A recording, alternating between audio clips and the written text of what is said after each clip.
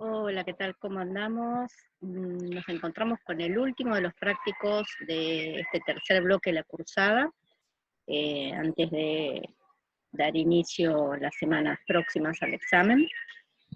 Como veníamos recorriendo un poco lo que tiene que ver este bloque, que es el del Reino Plantaes, hoy les presentamos el último de los prácticos de angiospermas, o que decimos angiospermas 3, o fruto y semilla, donde trataremos de, así como hicimos con los prácticos de flor, inflorescencia, de caracterizar lo que es un fruto, lo que es una semilla, en cuanto a su diversidad, en cuanto a su estructura, su textura, y vinculado con esto, de alguna manera poder establecer o asociar el, mecanismos de diseminación o dispersión que están vinculados con el fruto o la semilla. Asimismo tienen una actividad en la práctica en donde para la semana que vamos a hacer el recuperatorio de prácticos, la idea es discutir un poco sobre el proceso de germinación. Aquí vamos a presentar muy resumidamente alguna clasificación respecto a esto y después lo charlamos cuando desarrollen en la semana de los recuperatorios, cómo les fue con esa actividad.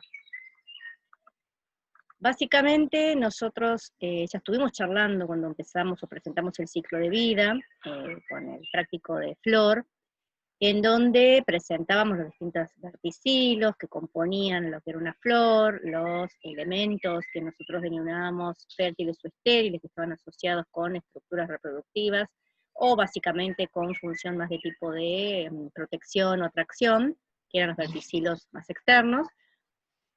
Descubríamos o tratamos de clasificar y caracterizar en las flores también cómo se podían ubicar las distintas estructuras reproductoras o que estaban involucradas con el proceso de reproducción dentro de estas estructuras nuevas que aparecían.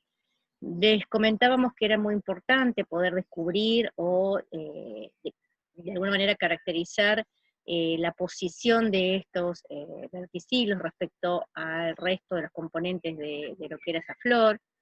Era muy importante vincular de alguna manera también cómo se disponían, por ejemplo, los óvulos en el interior de esta estructura nueva que aparecía, que es el ovario o gineceo, en cuanto a su posición respecto al resto de los verticilos, o en cuanto a cómo se ordenaban respecto al resto de los verticilos.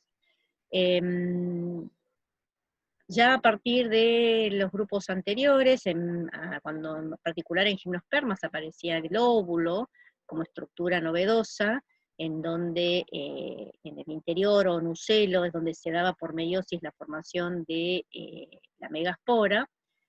A partir de eso nosotros en el ciclo fuimos de alguna manera tratando de ir viendo cómo a partir de esas estructuras que aparecían podía desarrollarse una generación muy novedosa, muy importante en cuanto a lo que es la dispersión y la supervivencia de las especies, que era la semilla. Las semillas venían de una transformación de estos óvulos que ocurrían de una manera particular tanto en la gimno como en las angiospermas. Y en el caso particular de las angiospermas, aparece como transformación de ese ovario o gineceo, que constituye uno de los verticilos florales fértiles dentro de lo que es la flor, su transformación conteniendo, protegiendo esas semillas en lo que nosotros conocemos fruto.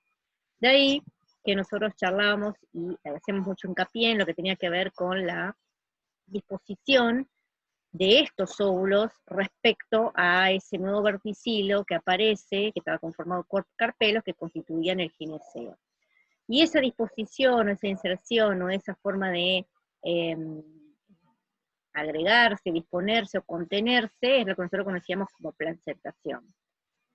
De ahí la importancia, o de alguna manera tratar de relacionar por qué cuando dentro de este óvulo, a partir de todos los procesos primero de megasporagénesis y posteriormente de megametogénesis y en la fecundación con el desarrollo interno, el cigoto y el embrión, esta transformación de estos óvulos en semillas quedaban contenidas o protegidas también en una transformación o modificación de la estructura donde estaban placentadas o guardadas, que es el ovario.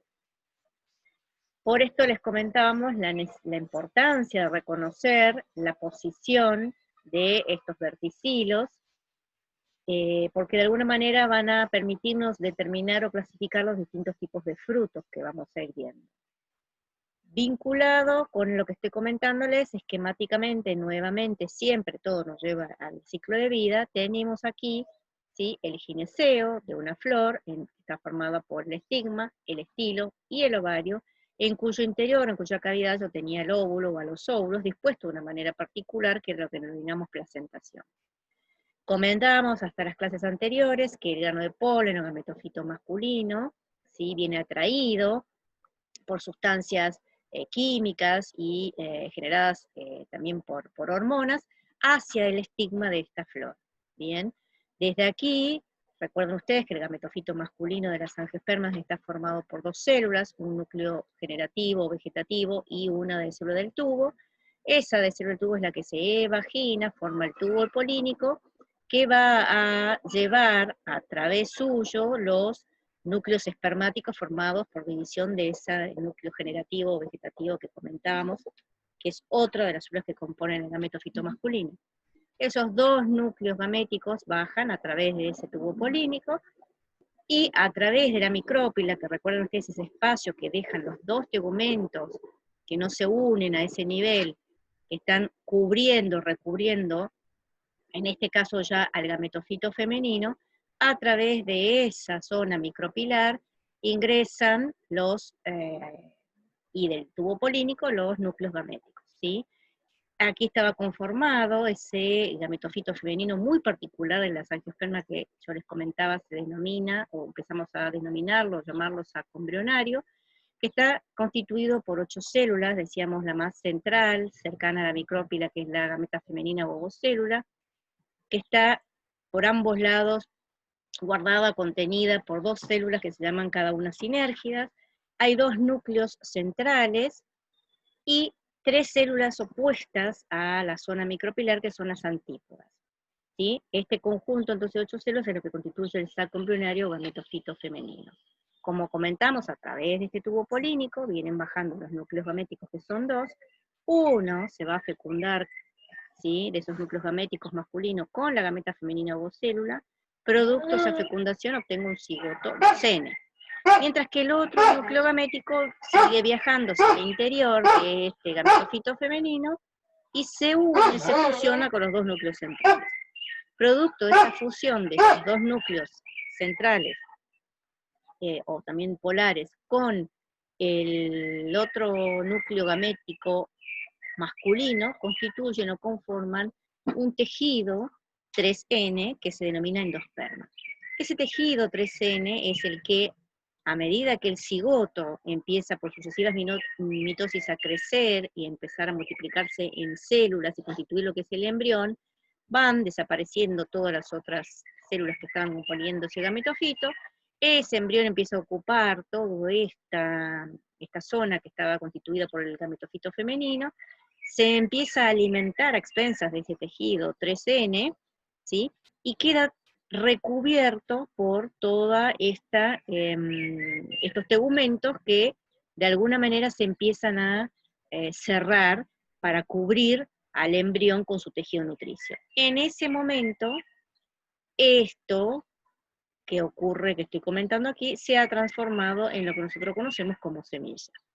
Al momento que se está dando todo este proceso de fecundación, fusión, crecimiento por mitosis de la cigota para conformar el cigoto, se empieza a cerrar el tegumento, a recubrir todo esto, es decir, empieza a conformarse el estadio de semilla, esto que lo está rodeando, en este caso es el ovario de este gineceo, empieza a transformarse y constituye lo que nosotros conocemos como fruto, ¿sí?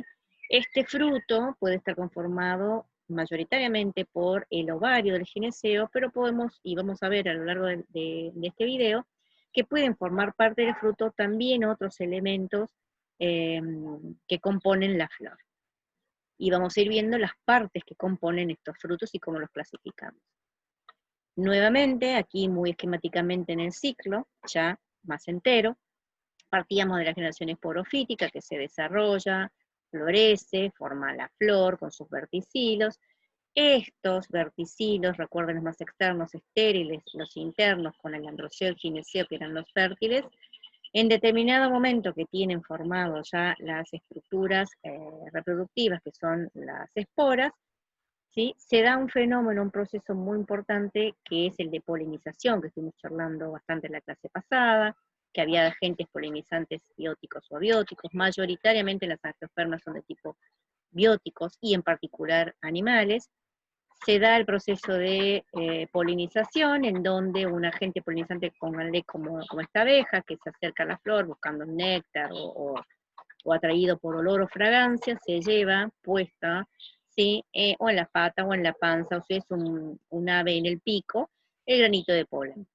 Ese granito de polen lo traslada hacia otra planta, ¿sí? Que puede ser una que está al lado, un poco más lejos, y ahí se da lo que nosotros conocemos, y es muy importante en un ciclo de vida, como el fenómeno de fecundación, ¿sí? Y a esto nosotros decimos fecundación cruzada. En el proceso de fecundación se da todo lo que acabamos de comentar, el granito de polen llegó hasta el estigma, libera el tubo polínico, a través del tubo polínico pasan los núcleos gaméticos y se da la fecundación aquí en el interior del ovario, dentro del óvulo que tengo ubicado aquí dentro de estos ovarios. Ahí, producto de esa fecundación, se da la transformación del óvulo en la semilla, y de este ovario, o partes de todo ese gineceo, lo que se conoce como fructificación, es decir, pasamos de flor a fruto. Este fruto contiene en su interior semillas, estas semillas caen en determinado momento al medio, ahora vamos a ver cómo pueden caer, cómo pueden ser liberados al medio, y si las condiciones están dadas, se da el otro proceso, fenómeno muy importante para poder ir cerrando el ciclo, que es el de germinación. Esta germinación es lo que vamos a ver hoy al final de lo que es esta presentación, se da de distintas maneras, o por lo menos de dos tipos diferentes, y a partir de ese proceso de germinación se empieza a desarrollar la nueva generación esporofítica para derivar nuevamente a una planta adulta, desde la cual dimos inicio. Y ahí cerramos el ciclo. Básicamente, entonces, para poder caracterizar, el fruto es el ovario desarrollado una vez que se ha producido la fecundación y la formación de la semilla dentro del óvulo.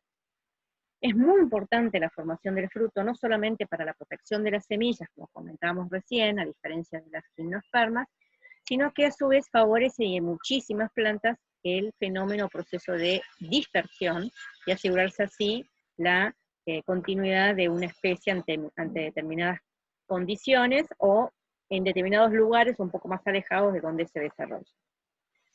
Lo que es importante que ustedes registren, que todo este proceso de fructificación o formación de fruto no es una cosa que se da en forma rápida e inmediata, sino que tiene toda una serie de etapas o procesos que van desde lo que nosotros podemos delimitar o caracterizar como crecimiento, madurez fisiológica, la maduración posteriormente o transformación, y la senescencia, es decir, pasa por todos estos estadios, es decir, primero una instancia de división celular, que es lo que nosotros conocemos como crecimiento, posteriormente una madurez de tipo fisiológica y organoléptica, es decir, ahí donde empezamos a ver también el tema de olores, colores, y posteriormente la senescencia, que puede ser la muerte natural o la destrucción, muerte por destrucción.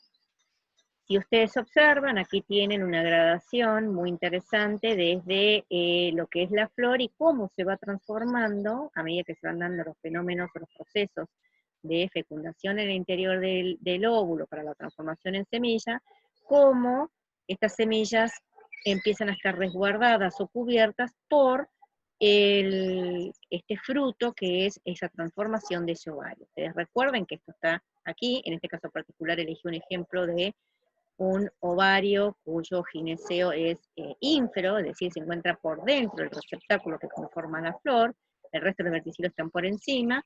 Entonces, cuando aquí se forma la semilla, el, el fruto se va a conformar por ese ovario y, en este caso particular, por parte del receptáculo, ¿sí? Porque es ahí dentro donde se desarrolló el gineceo. Aquí es el caso que les comentaba, que pueden formar algún otro elemento extrafloral o parte de la flor, como en este caso el receptáculo, en algunos otros van a ser algunas brácteas, pueden formar parte también del fruto. De hecho, entonces, aquí tengo las semillas que antes eran óvulos, esto sería la parte del ovario, y desde lo verde todo está hacia el exterior, o sea, toda la parte que en realidad nosotros comemos, hacia una pera, una manzana, es el receptáculo que se ha madurado, se ha transformado y forma parte del fruto. Como ustedes ven, aquí arriba quedan restos de estos verticilos que tenía aquí, los sépalos e incluso algo de estambres, pero los pétalos y los estambres suelen ser los primeros que caen. A medida que esto sigue creciendo, madurando, en la etapa que les estoy comentando, empiezan a desaparecer más todos estos verticilos, e incluso se le cae hasta parte de este pedicelo o pedúnculo. Si hacemos este mismo fruto en un corte transversal, observamos esto, ¿sí? La parte que está remarcada por amarillo en forma estrellada, donde tengo adentro las semillas, eso sería la parte del ovario, y desde ahí hacia afuera todo es el receptáculo en cuyo interior estaba el ovario, porque este fruto derivó de una flor cuyo gineceo tenía posición ínfera. Como también les comenté en las clases anteriores, o cuando en realidad explicábamos lo que era el desarrollo de una flor, hablábamos en particular del gineceo, que es donde estamos viendo, donde mayoritariamente se dan las transformaciones y la maduración y conformación del fruto, eran, en cuanto a algunas de las teorías que explicaban su desarrollo, hojas, ¿sí?, modificadas que se habían plegado. ¿Se acuerdan? Era una hoja, ¿sí?, que tengo la nervadura media, la epidermis superior, la epidermis inferior y el mesófilo, que lo que hizo fue plegarse. ¿Se acuerdan que les comentaba este efecto? Bien, el punto en donde se unen mis dedos es el punto que nosotros denominamos punto de unión de los carpelos, y el opuesto, es donde están unidas mis manos, sería la nervadura media. Yo les comentaba que siempre en el punto de unión de los carpelos donde se disponían los óvulos.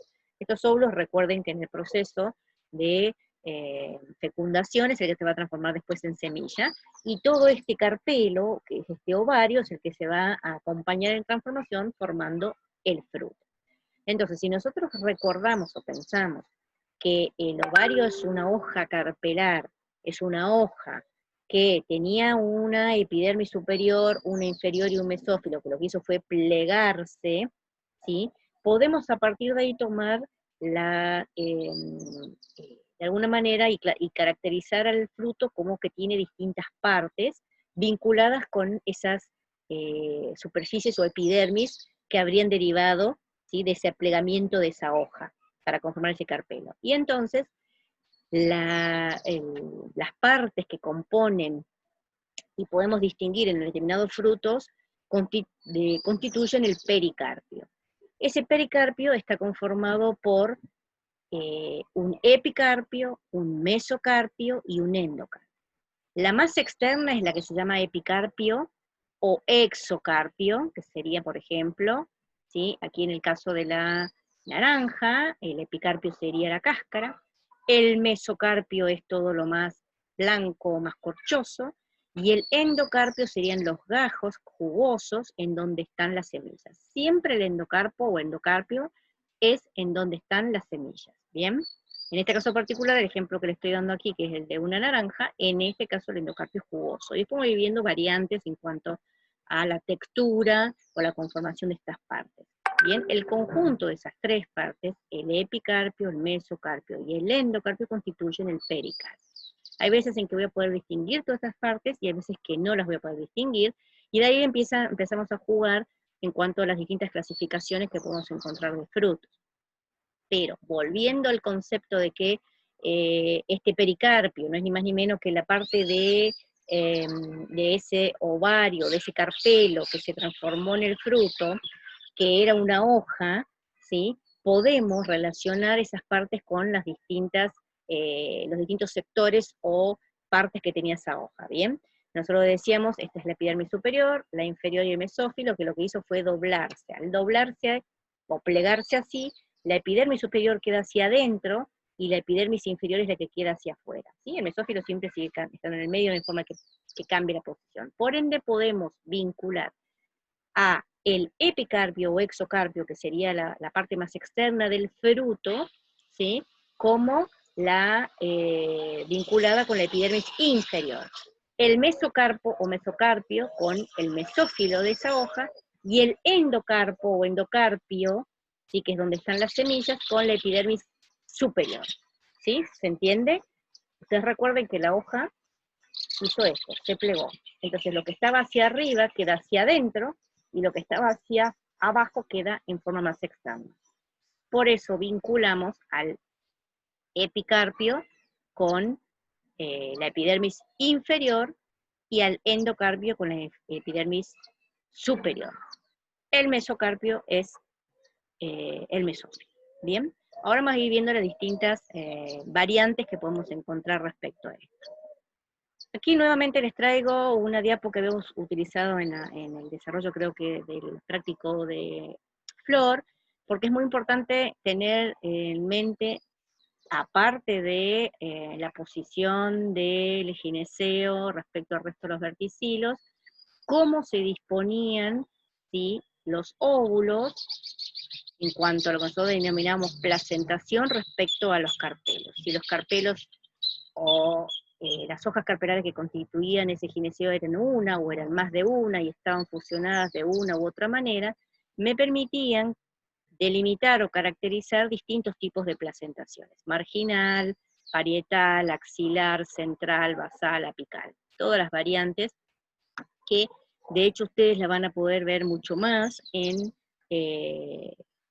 cuando hagamos ahora el práctico al visibilizar, por ejemplo, en un corte transversal de algún fruto en particular. Donde ubiquemos a las semillas es donde estaban ante los óvulos, entonces podemos inferir cuál era la placentación que presentaba la hoja que dio origen, y la flor o el ovario, ¿sí?, que dio origen al fruto que estamos analizando. Entonces, aquí tenemos algunos de los ítems que vamos a utilizar para poder clasificar los frutos. Los podemos clasificar según la cantidad de flores, ahora vamos a ver cuál es la gran clasificación que hay en función de esto, según el número de carpelos, vinculado con eso, según el número de carpelos que está conformando ese fruto, la posición del ovario en la flor, la consistencia que tenga ese fruto, y si es dehiscente o no.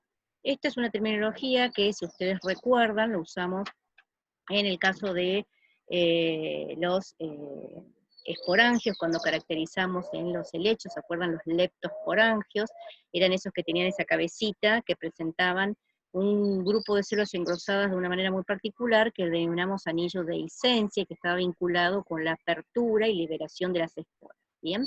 De hecho, la dehiscencia es un sinónimo de apertura, ¿sí?, de mecanismo de apertura, y obviamente una dehiscencia en un fruto está vinculado con una apertura para liberar ¿a quién? A las semillas. ¿Bien?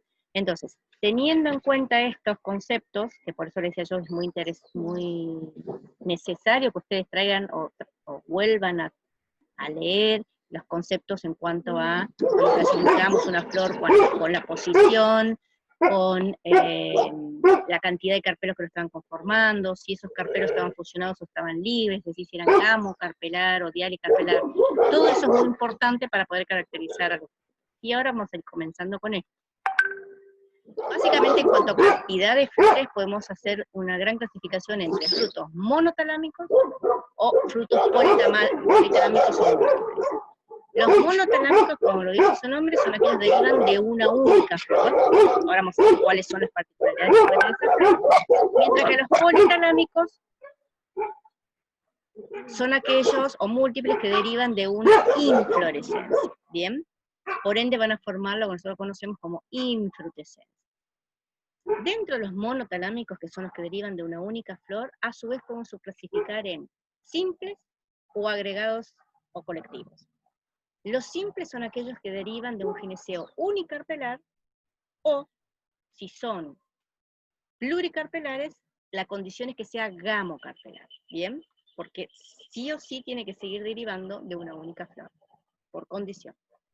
Los agregados o colectivos son aquellos que derivan de gineceos dialicarpelares.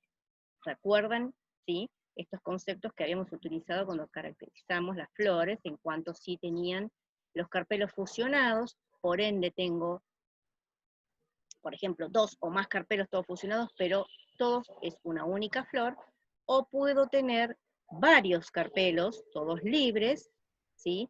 Pero sigue siendo una única flor. Y de hecho habíamos analizado un ejemplo de gineceo dialicarpelar en la práctica anterior. En tanto que los politelámicos submúltiples son aquellos, como comentaba recién, que derivan de una inflorescencia. Aquí les voy presentando algunos ejemplos, como para ir viendo dentro de un monotalámico simple. Dentro de un monotalámico simple, el ejemplo que les estoy presentando es el de la manzana. La idea es que ustedes aquí vayan reconociendo, ¿sí?, cuáles son las partes de ese fruto. De hecho, una manzana puede tener restos de un pedúnculo o pedicelo, y en otra parte pueden tener a veces, si lo miran, restos de sépalos. Si lo hacemos en un corte longitudinal, podemos encontrar las semillas ubicadas en esta zona más central y rodeando, ¿sí?, esto que les comentaba, que sería parte de lo que es el ovario o el gineceo, porque deriva de un gineceo ínfero. En tanto que todo el resto, que es lo que comemos de la manzana, es el receptáculo que forma parte de este fruto. Este es un ejemplo característico de monotalámico simple, y ahora vamos a ver otra clasificación que tiene que ver con su textura, que es el de carnoso. Aquí presentamos otro ejemplo de un monotalámico simple, ¿sí?, en donde aquí está conformado por un único carpelo, que está plegado, ¿bien? Y aquí ven como en este sector, que cuando acá lo abrimos a esta legumbre, estamos viendo aquí restos de los verticilos, del pedicelo, pedúnculo, y restos de sépalos, incluso de estambres. Observamos ahí el fruto, acá marcan, por ejemplo, restos de lo que sería el estigma, o estilo incluso de ese gineceo. Aquí perfectamente podemos evidenciar que este fruto, ¿sí?, por su posición respecto a los verticilos que estamos mencionando, derivó de un gineceo súpero, con un único carpelo, que es el que está plegado, ¿sí?, y que se observa perfectamente aquí cada una de las semillitas cómo estaban enganchadas, adheridas a este sector. Es decir, si acá encuentro todas las semillas, ese sería el sector del punto de unión de los carpelos. Bien. Analizando entonces este fruto, como les comentaba, es un fruto que, a diferencia del anterior, sí es un fruto monotalámico, es un fruto simple. Vos estoy viendo un único fruto, en el caso anterior también vi un único fruto. Los dos son frutos monotalámicos simples. En el caso anterior de un gineceo ínfero, entonces formando parte del fruto tenía el receptáculo. En cambio aquí, este deriva de un gineceo súpero. Aquí veo restos de los verticilos, por encima de esos es que se está formando el fruto. Este fruto es un fruto después que vamos a caracterizar como un fruto a la madurez, que es un fruto seco. Aquí tenemos un ejemplo de un monotalámico agregado, ¿sí?, que nuevamente, aquí ven el pedúnculo o pedicelo, los restos de los sépalos, y sobre un receptáculo carnoso rojo, tengo ubicado a todos y cada uno de los frutos, en cuyo interior tengo las semillas. Cada uno de estos puntitos, aunque ustedes no lo crean, es un fruto seco, en cuyo interior tengo una semilla. Bien. Aquí debajo ven ustedes en detalle cómo sería este fruto. Es un fruto seco, en donde veo ese pericarpio, no puedo distinguir todas las partes que les comentaba recién. Y si abro o hago un corte longitudinal, veo aquí adentro a el embrión con su cotiledón. Aquí tenemos otro ejemplo de un fruto agregado, que sigue siendo un fruto monotalámico, pero también sobre un eje, o tipo un estróbilo, tengo los distintos Cada uno de estos es un fruto que se está abriendo y de ese está saliendo la semilla. A este tipo de fruto se lo denomina polifolículo, ¿sí? La característica de tanto de este como del anterior es que derivaron de una flor cuyo gineceo era dialicarpelado, ¿sí? ¿Cómo veo esto nuevamente? Fíjense aquí. Aquí tengo el pedicelo, los restos del sépalo, y desde ahí se formó todo este fruto, ¿bien? Esto me está dando la pauta de que esto derivó de una única flor. Pero como tengo muchos frutitos parciales, la condición para tener, ¿sí? Frutos parciales derivados de una única flor es que los gineceos estuvieran sueltos o separados, es decir, gineceo dialicarpelado. Lo mismo ocurre en esto, ¿sí? Aquí tengo los restos de los sépalos y desde ahí se formó estos frutos que están todos agregados, frutos que se van abriendo, cada uno es un folículo, y esto constituye un polifolículo. Cada uno va a desarrollar semillas, ¿sí? Que a diferencia del caso anterior, aquí son liberadas porque se abre este fruto. En el caso de los politelámicos o infrutescencias, podemos tener distintos ejemplos, como el de la mora, que son drupas múltiples, como el caso del higo, que toma el nombre de la infrutescencia de la florescencia, que da su origen, que es el cicono, o como en el caso de la ananá, que se denominan sorosis o sorocios, ¿sí? Son muy particulares, tienen todas estas brácteas aquí arriba, y cada uno de estos es un fruto que presentan unas pequeñas brácteas que lo están protegiendo a cada uno de estos frutitos parciales, a cada uno de estos frutos, perdón, y acá sí vemos que estos no son frutos parciales, porque cada uno derivó de una flor. El hecho que presenten aquí cada uno de estos restos de brácteas o de algún tipo de elemento de verticilos que conformaban la flor, esto me da la pauta de que cada uno de estos, lo mismo que aquí, cada uno de estos presentan restos de otros verticilos. Eso me da la pauta que cada una de estas era una flor y no todo esto derivado de una única flor como el caso que vimos anteriormente. Aquí tenemos en más detalle el caso de la ananá. Aquí teníamos la inflorescencia, ¿sí?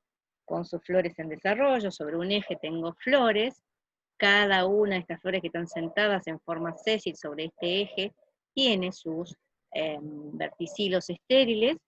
Esto es lo que después se transforma cada uno de esos en un fruto, y restos de esos verticilos son estas brácteas que lo van protegiendo. Si hacemos un corte de eso, ahí vemos, ¿sí? Internamente el eje de la infrutescencia, que era este mismo eje, ¿sí? Sobre el cual estaban sentadas las flores, que ahora derivaron en un fruto cada uno.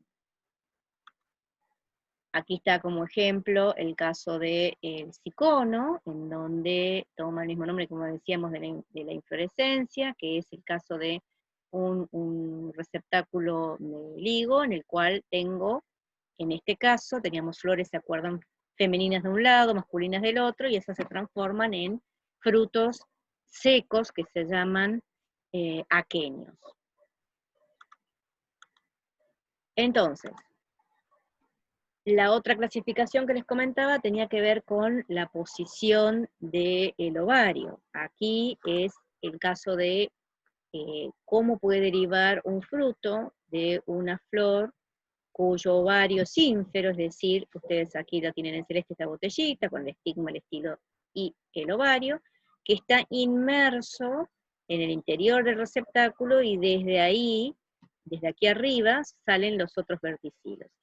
Esto hace que derive, cuando en el interior del óvulo, por el proceso de fecundación se transforma en semilla, este ovario empieza a transformarse conformando el fruto, pero parte de ese fruto también va a formar este receptáculo que lo contiene. Entonces derivan un fruto de estas características, como el que inicialmente presenté, como por ejemplo el de la pera o la manzana. Ustedes ven aquí arriba restos de estos verticilos, aquí abajo, ¿sí? Restos de este pedúnculo o pedicelo, y entre esos verticilos y pedúnculo es donde tengo formado al fruto. Por eso yo sé que esto ha derivado de un gineceo ínfero.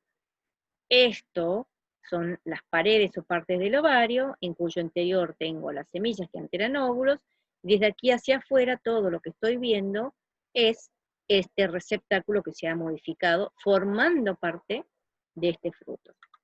Cuando estoy en presencia de una planta que derivó de un gineceo, de un ovario súpero, pónganle ¿sí? Aquí tengo los sépalos, tengo los pétalos, por encima del receptáculo está sentadito el gineceo con su ovario, ¿sí? Su estilo y estigma.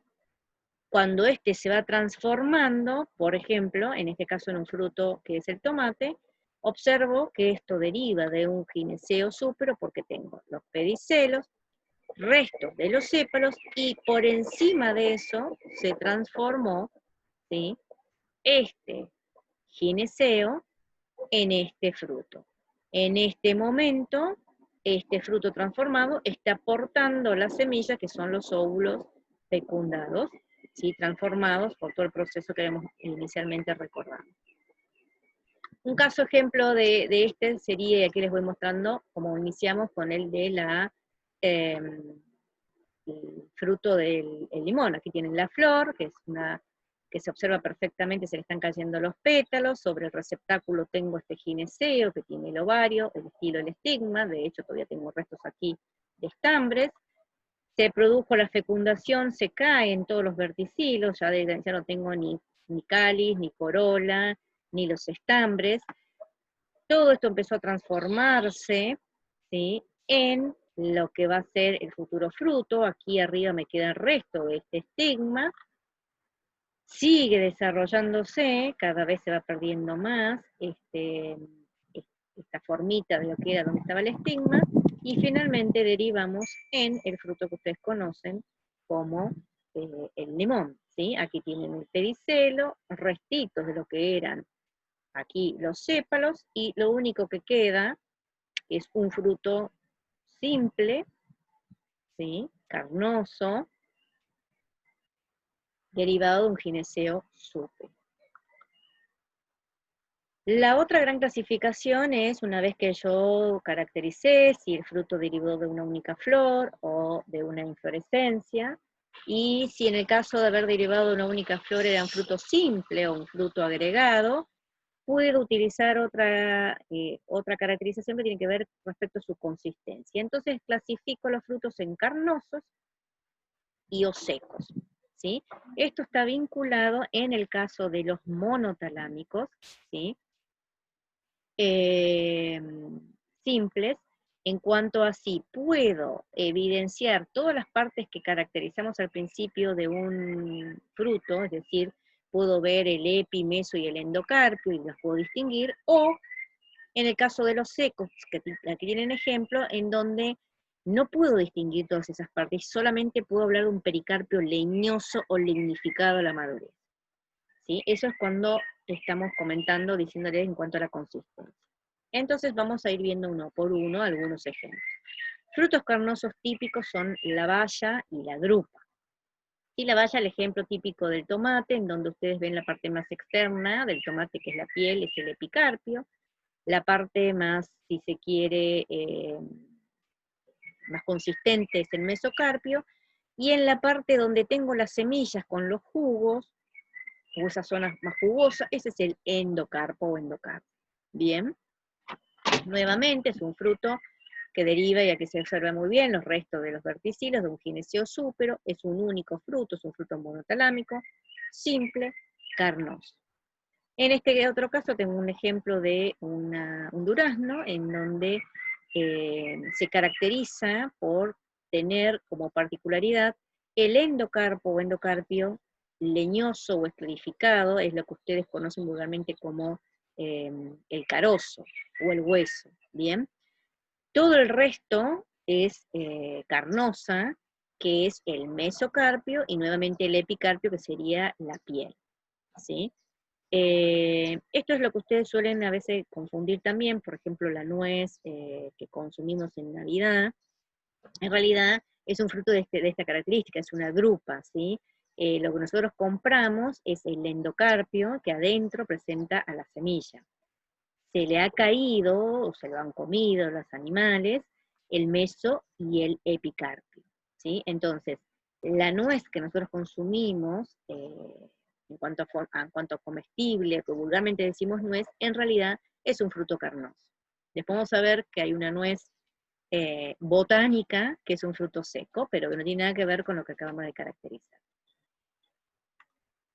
Dentro de los frutos secos, como les comentaba, que son aquellos en donde no puedo distinguir epi, meso y endocarpio, sino que tienen su pericarpio lignificado, leñoso a la madurez, lo puedo clasificar en estos dos grandes grupos, en frutos secos indehiscentes o frutos secos dehiscentes, es decir, si se abren o no a la madurez para permitir la dispersión o la liberación de las semillas. Entonces tengo frutos secos indehiscentes, como los que comentaba recién, la nuez botánica es un fruto seco indehiscente. El cariopse, que sería el fruto del choclo, del maíz.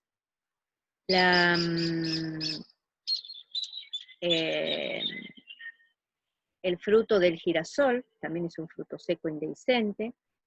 Estos frutos que tienen su pericarpio aplanado, delgado, que le parece un ala y le permite su dispersión por viento a todo el fruto, también son frutos secos indehiscentes, o tenemos estos ejemplos como frutos dehiscentes en donde tenemos, por ejemplo, la chaucha o la legumbre, que es un fruto que a la madurez, hay algunos ejemplos que no, se abren cuando están maduras, se lignifican o tienen color más marrón, ¿sí?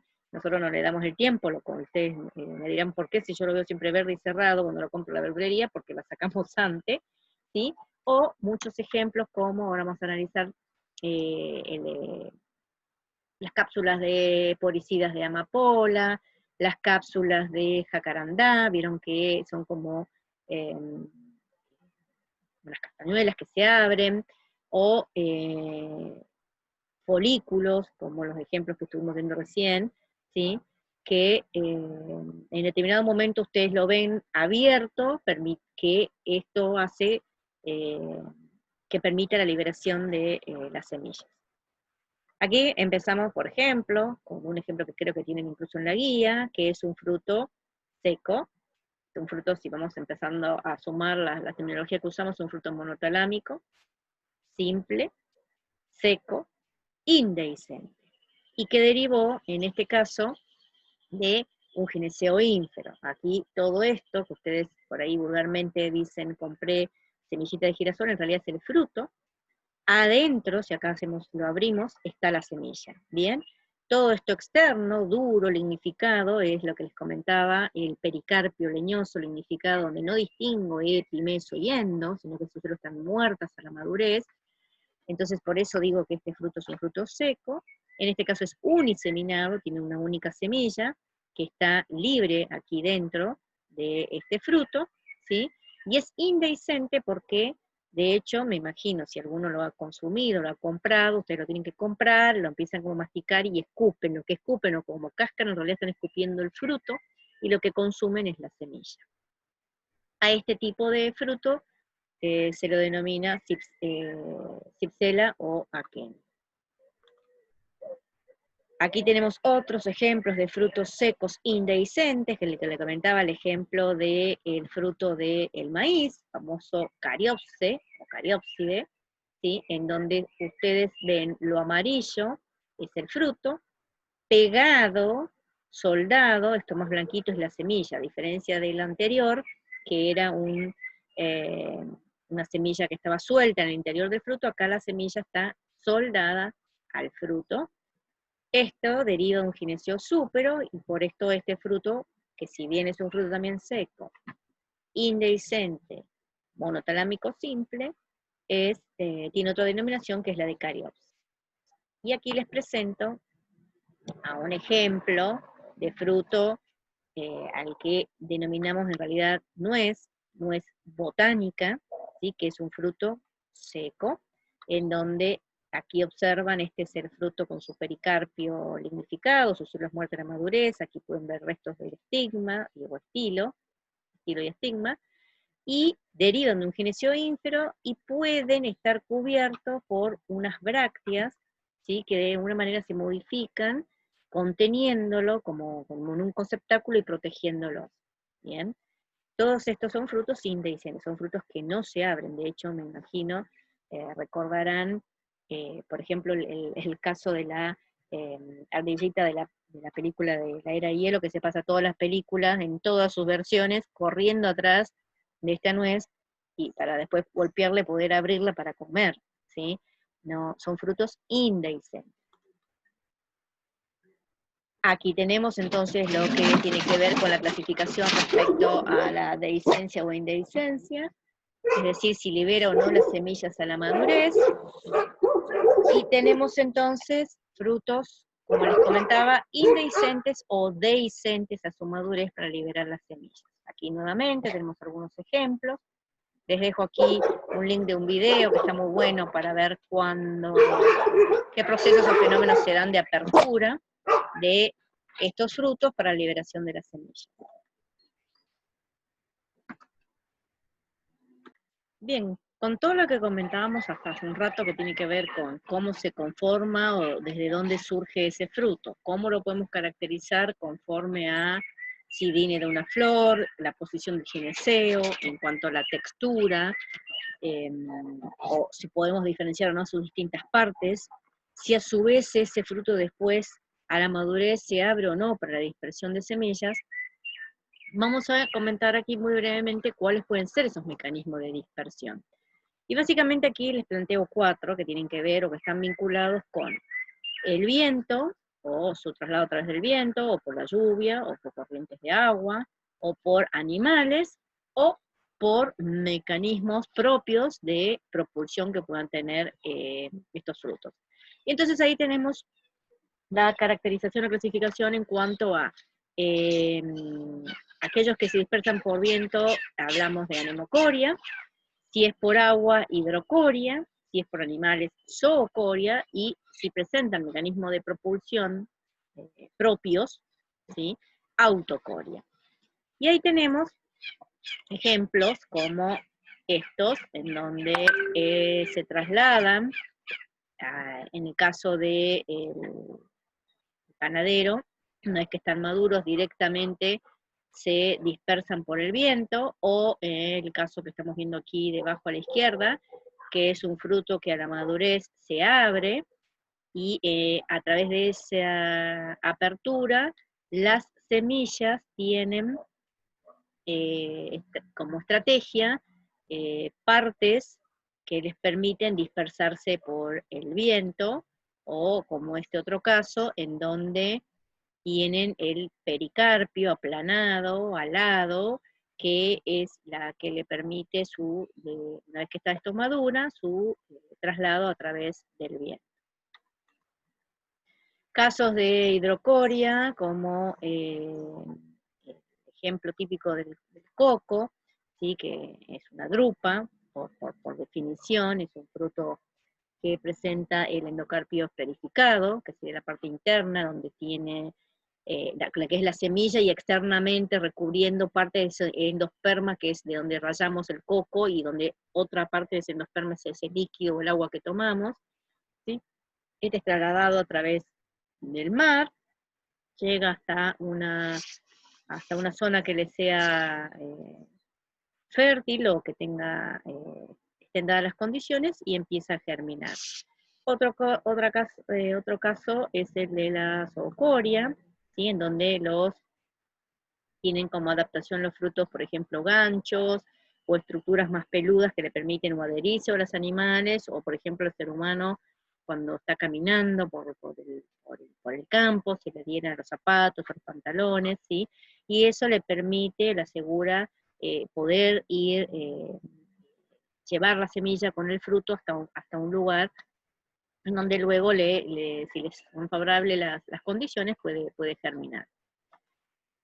Aquí tenemos ejemplos de autocoria, en donde tenemos el pepinillo del diablo, que dice que es un pepo, en donde cuando están las semillas maduras y hay algún tipo de cambio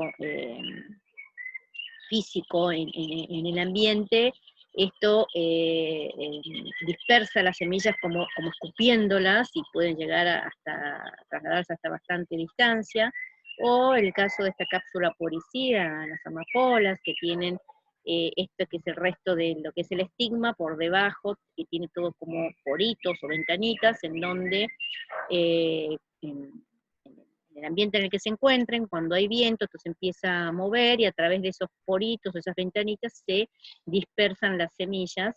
Eh, es un ejemplo de mecanismo de propulsión propia que presentan estas plantas, en donde una vez que están maduros estos frutos, eh, pueden abrirse o dispersar las semillas con estos mecanismos que les comentaba.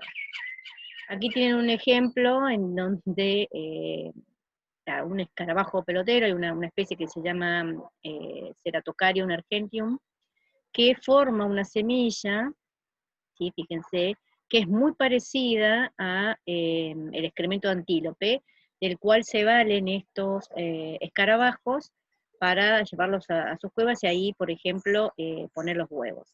Como estos tienen la misma forma e incluso el mismo olor, los engañan, ellos los llevan, los entierran.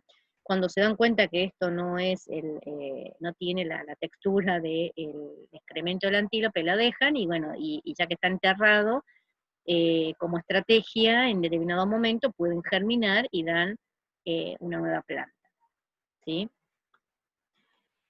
A modo de resumen, para lo que es el práctico de fruto, podemos clasificarlos en monotalámicos simples o monotalámicos agregados, es decir, aquellos que derivan de una única flor, que tienen como condición en el caso de los simples ser unicarpelar o si es gamocarpelar, pluricarpelar, que sea gamocarpelar, o frutos agregados, que son aquellos donde la flor presenta un gineceo dialicarpelar. Un ejemplo característico típico de fruto agregado es el de la frutilla que les presenté recién, en donde en realidad cada uno de estos puntitos es un fruto, que están sentados o adheridos sobre un receptáculo que ha crecido y se ha desarrollado, que es lo rojo, que es lo comestible. Y aquí tienen los restos de los vértices.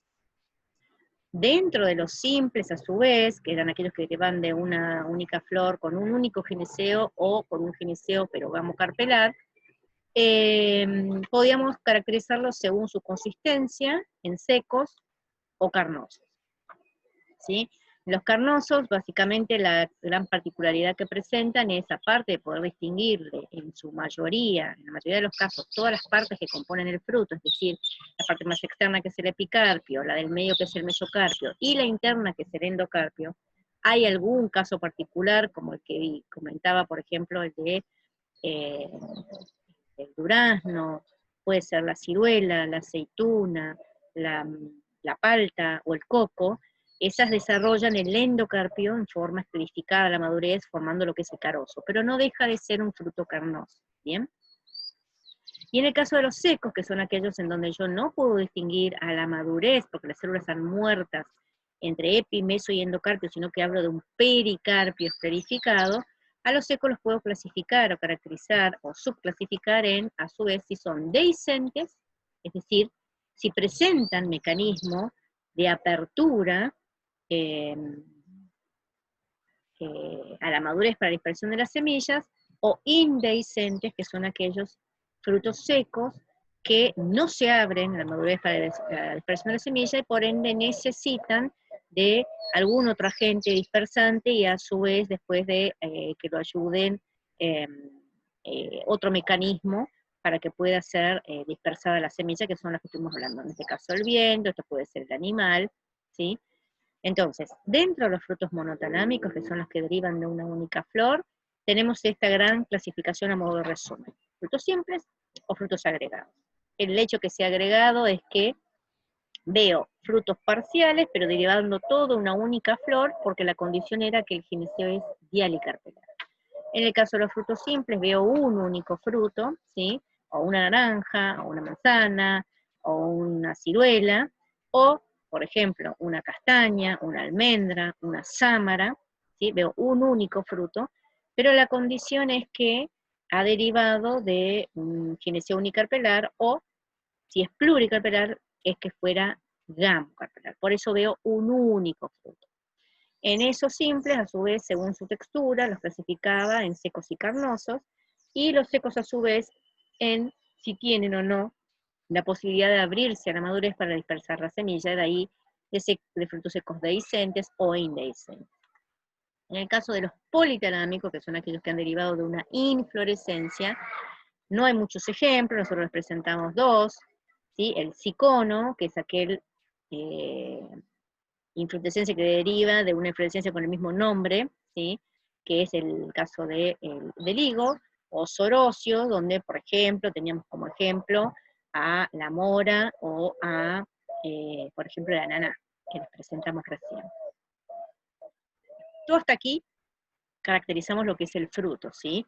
Es decir, lo que comenzamos en las dos imágenes primeras que presenté, que tenían que ver con la transformación del ovario en el fruto, mientras en el interior de ese ovario el óvulo, a través del proceso de fecundación, se transformaba en semilla. La gran particularidad del grupo justamente de las angiospermas es que las semillas aquí están protegidas por frutos con estas características, según deriven o no de una flor o una inflorescencia, y según la consistencia o mecanismo que presenten de poder dispersar o no la semilla. Hay casos, como los frutos carnosos, que no son dehiscentes, de hecho son carnosos, y aseguran de alguna manera su dispersión porque son atractivos a algún agente, sobre todo biótico, obviamente algún animal, que lo consuma, que lo coma, y después, por ahí con las heces, libera las semillas, y estas semillas, si caen en algún medio adecuado, pueden germinar y seguir el ciclo. Pero ahora vamos a analizar también que puede ocurrir que hay mecanismos de dispersión o alguna forma de que se asegure la semilla de poder llegar hasta un lugar para poder germinar y dar o asegurar a la especie.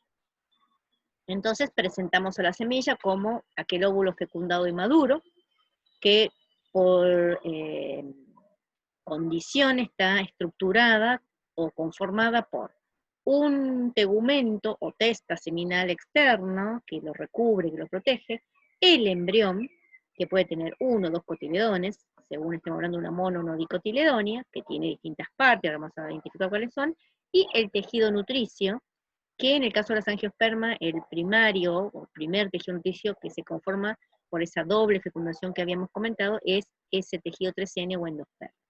Es decir, si vamos a caracterizar una semilla, la semilla está compuesta por esas tres partes: un tegumento externo, el embrión, propiamente dicho, y el tejido nutricio, que puede ser en este caso endosperma.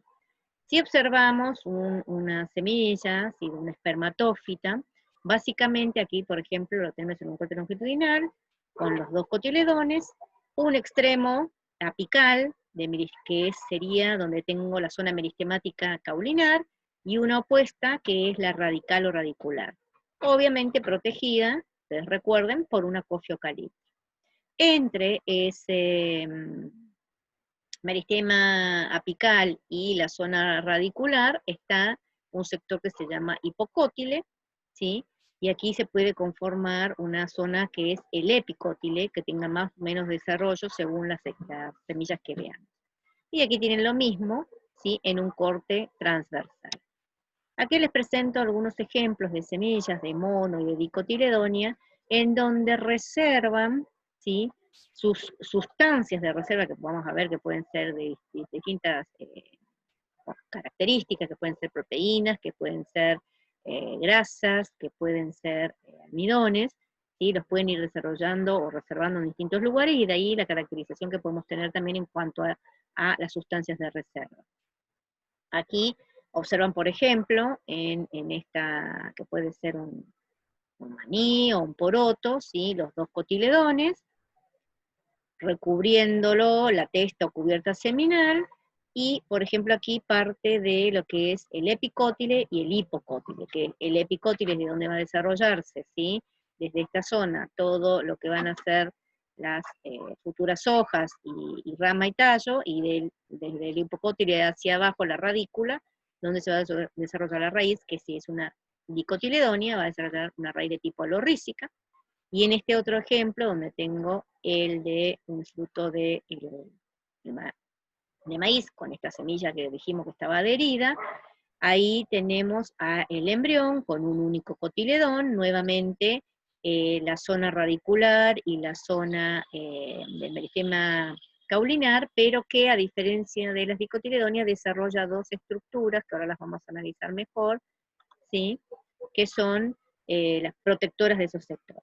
Aquí, a modo de ejemplo, los tipos de semillas que se pueden desarrollar en el medio de una gimnosperma y en los dos extremos de angiospermas, monocotiledonia y dicotiledonia, para que ustedes hagan una comparativa en cuanto a cómo se dispone el embrión y la cantidad de cotiledones. ¿Sí? Por lo general, las semillas de las gimnospermas tienen de 2 a más cotiledones, muchísimos cotiledones, en tanto que en las angiospermas o hay un único cotiledón, en el caso de las monocotiledonias, o dos, en el caso de las dicotiledonias.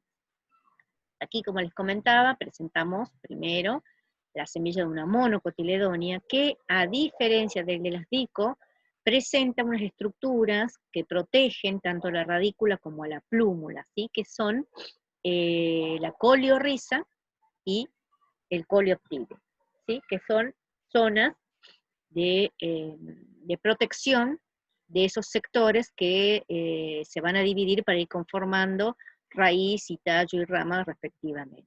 Bien, eso es característico de una semilla de una mono. En cambio, en una dicotiledonia, aparte de que tenemos ya dos cotiledones, no se desarrollan ese coleoptile y coleorrisa, sino que directamente vemos ese ápice caulinar y radicular, el hipocótile y el epicótile, que son los sectores en ese embrión, que por encima o por debajo van a ir desarrollando, hacia un sentido u otro, ¿sí?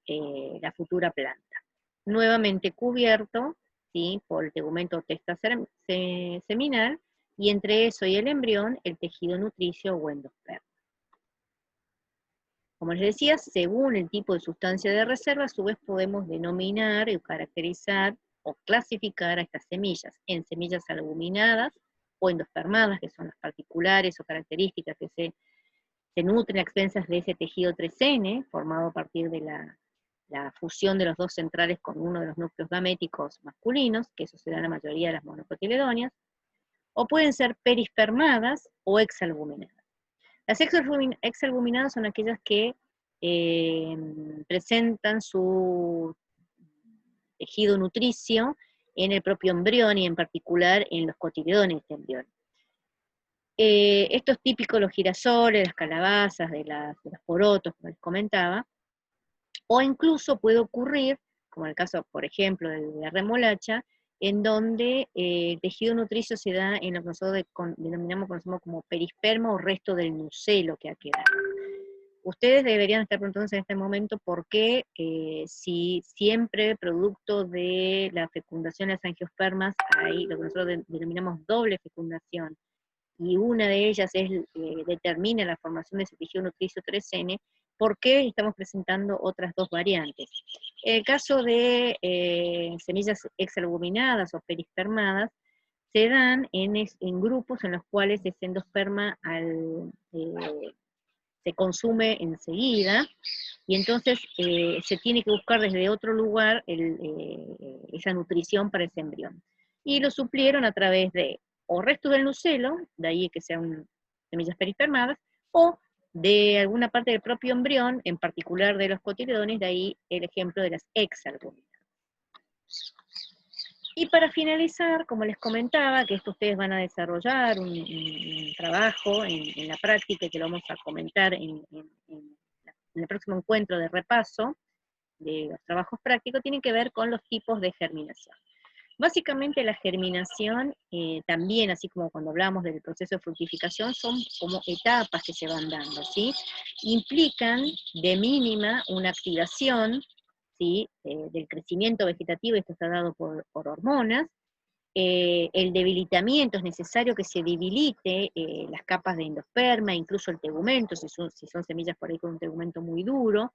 Eso tiene que ver con toda una instancia de hidratarse, embeberse, o sea, por eso cuando siempre digo, cae las semillas y si están dadas las condiciones germina, si no están dadas las condiciones no va a germinar, y por supuesto, todo eso, una vez que se ha activado hormonalmente, se ha debilitado la capa endosperma, hay agua suficiente y nutrientes suficientes, empiezan a movilizarse, lo cual exige un gasto energético, las reservas almacenadas, para que pueda empezar a desarrollar o a generar la nueva plantita. Y entonces tenemos dos formas de desarrollo de germinación, que son las que nosotros denominamos germinación hipogia o germinación epigia. Y esa gran clasificación tiene que ver con por dónde o hacia dónde queda cuando germina la nueva planta, ¿sí? Los cotiledones respecto al sustrato. En la hipogia es aquella, como la que tienen en esta imagen aquí a la izquierda, en donde a medida que va germinando, desarrollando desde el ápice radicular a raíz hacia el interior del sustrato, y desde el ápice caulinar hacia afuera, el tallo, la ramita, con los primordios foliares, el cotiledón siempre queda por debajo del sustrato. Esto determina una germinación hipogia. En cambio, en este ejemplo que tienen aquí a la derecha, como ustedes observarán, siempre voy teniendo los cotiledones por encima del sustrato, quedan desarrollándose entonces lo que nosotros conocemos como una germinación epigia. ¿Bien? Un poco la idea de que ustedes pongan a germinar algunos ejemplos tenían que ver con que tratemos de, o traten ustedes de poder ver cómo se hace germinación respecto a si el cotiledón queda por debajo o por encima del sustrato, o en realidad, cuando hacen ese análisis, ¿qué van desarrollando más? Si la parte externa respecto a lo que sería el sustrato, o la parte más apical, caulinar, o la radicular. Bien. Bien, espero que no les haya sido muy largo, es un tema complejo en cuanto a la terminología, pero bueno, con esto, aunque ustedes no lo crean, terminamos este bloque de de Reino Plantae, y después de una semanita de repaso, nos estamos viendo ya en el parcial, y después nos faltan, no nos abandonen, solamente 2 prácticos más para poder terminar lo que es la cursada virtual de este año. Así que a ponerle garra y fuerza que la vamos a poder terminar, y nos encontramos en las instancias sincrónicas para cualquier duda respecto al desarrollo de este práctico.